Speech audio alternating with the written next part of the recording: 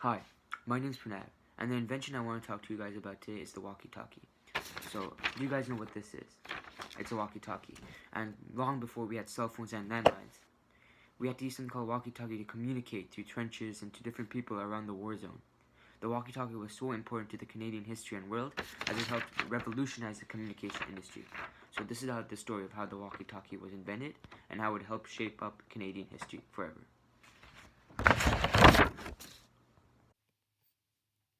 Long before cell phones and landlines existed, in a more simpler time, we had to turn to other devices to communicate with the people around the world. One of the major breakthroughs that we made during that time was the walkie-talkie.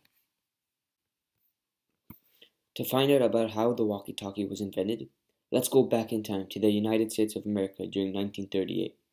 The whole country was on edge as they prepared for the disastrous war and the incoming threats of the Nazi forces. The walkie-talkie was invented by Donald Higgs, a Canadian inventor who helped revolutionize the radio to make it more efficient and easily portable. Before Donald Higgs' invention, the radio communication was a three-way operating system where a middleman has to connect the receiver and the speaker.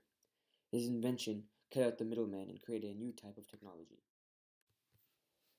But how did he think of the idea? It started in the early 1930s, where Donald and his team were lost in the forest. Donald was specialized in Morse code and unfortunately managed to contact the authorities, but it took a very long time and the team was stranded out in the forest for hours. When Donald returned to safety, he decided to create a more efficient and powerful radio system to help him with contacting people without the use of complex code. The first radio he made was very large, and it took more than two people to use the radio. One of the radio users had to carry the large radio system in their backpack, and the other held their antenna to make the reach of the device more powerful. His invention took many tries and failures, and it was only ready for use at the start of the Second World War. For example, he had to miniaturize the radio system and make sure it would work in the trenches and different parts of the war zone. The walkie-talkie system was very important in World War II and was essential for the soldiers in combat. They were able to communicate while they were resting in trenches, and they were able to plan attacks throughout the bunkers. Their use of the radio system was so prevalent in the war, they called it walkie-talkie, as the soldiers were able to walk and talk with the device.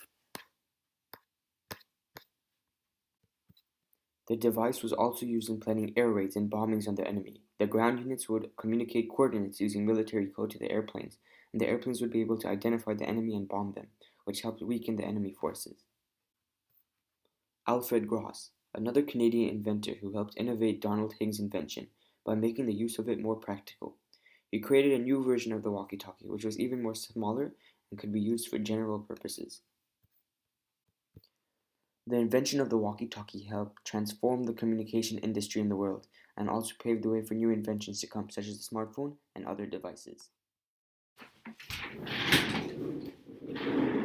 So, while Donald was making this device, he suffered various problems, such as the device was too large and the signal was too weak. This invention that Donald Higgs made was proven to be one of Canada's most important inventions, as it shaped up the communication technology in the whole world. Donald Higgs' invention was great as it was focal in winning the Second World War and paved the way for smartphones and more efficient ways of communication to occur. So because of those reasons, I would think the walkie-talkie would be deemed as one of the most important Canadian inventions of all time.